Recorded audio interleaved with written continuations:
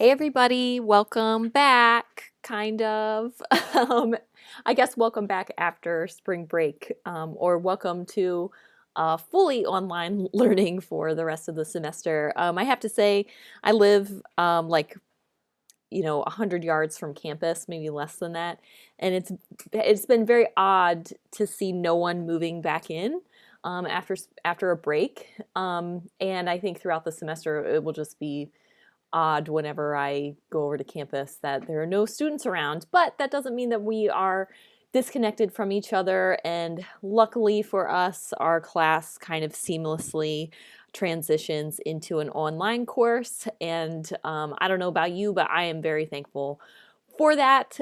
Taking a class to learn how to teach online was the best thing that I ever did. And I think will lessen stress for all of us. So just a couple things to point out here. Again, we're in week 2 of module 4, picking up where we left off. One of the first things that you need to do, if you have not done so already, is install the Creative Cloud applications, specifically Illustrator and Photoshop. For right now. So for this project, you need both Illustrator and Photoshop. The other ones you can kind of disregard. And really the only other one that you need to install is InDesign, and we'll get to that in Module 5. So that's the very first thing that you need to do. Very, very important. If you run into any problems, be sure to visit this help page. That's something if you email me and you're like, it says error, like I'm not going to be able to help you because I can't come to your house and look at your computer, and me having to understand the intricacies of 18 different personal computers is just unrealistic. So you want to make sure that you are utilizing Adobe Help if you come across any issues. All right, back to Mod 4. Here we are, week 2.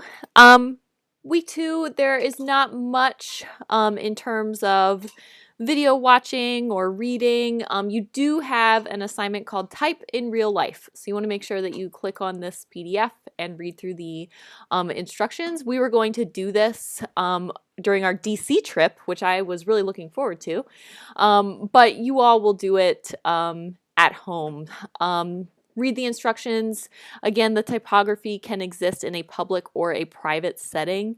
One thing that I want to point out, this is all about like different classifications of fonts. So a serif font is a classification of font. It's not the name of a font. It's just the class or the family. Same with sans serif, which is going to be the opposite of serif. It's a family of fonts, not the name. That's just something that over the years students have mixed up. They'll call the name of a font serif, and it's like, no, that's just part of the class. But you want to take an image, use this same slide format that I have here, put your image below, export as a PDF and turn in, and just reach out if you have any questions. And this is, if you've stayed on top of everything so far in our module, this will be a breeze for you. Quick video about converting text to outlines, just a kind of FYI thing to know about, especially if you're going into graphic design and could be working with a commercial printer one day. Project progress is due by Thursday at the latest, so you should be posting a screenshot of what you have done so far to get feedback, and you should also give feedback to at least one classmate. This is where you'll submit your Type in Real Life assignment, which is due Sunday at midnight. And your big poster project is also due next Sunday by midnight. Okay, so make sure that you've read through everything. And now I want to give you a little tip, a little hint. And this is really, if you watch this video, this is like a huge shortcut. And not necessarily a shortcut, but just in terms of like how we can utilize the software in an efficient way to create color palettes that are harmonious and work together. So let's say I have 5 different shapes that I've drawn out here, these 5 rectangles, and let's say that this is like the main color that I want to use in my my poster, like for my face or something. Although sometimes when you depict yourself at green, you can look kind of sickly, so that's something to keep in mind. And I don't know about you, but I don't want to think about sickness or unhealthiness at all right now.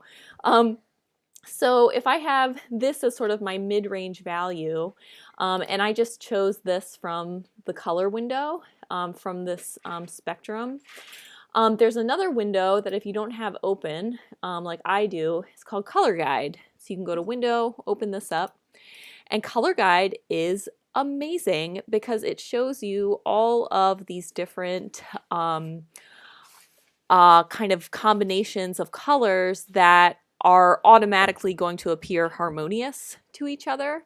So if I go, you know, I kind of like this monochromatic 2 color scheme.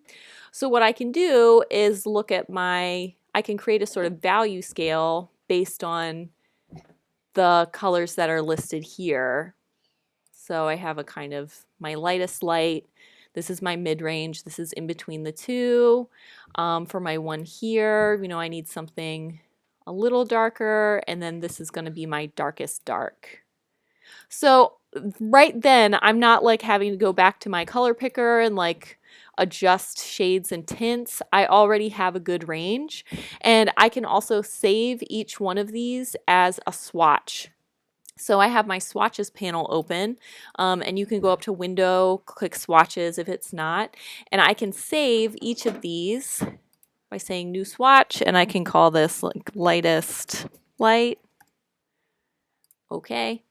And it saves in my panel. And I can even like click and drag to a new row and group them if I want to. But this saves a lot of time. These values are a little close now that I'm looking at them. So that might be something that I go back and change at some point. But for, you know, right now, they look okay. Maybe that's a little better, more of a range. You're not using black or white at all in your poster. So this color guide is a really great way to, like, even though this looks pure white and this looks pure black, they're not. They are tinted or shaded with, it's the color tinted or shaded. So that's something to just keep in mind. So I hope you utilize this tip in your work. It'll save you a lot of time in terms of figuring out the colors. As always, do not hesitate to reach out to me. I'll be monitoring my email frequently every single day.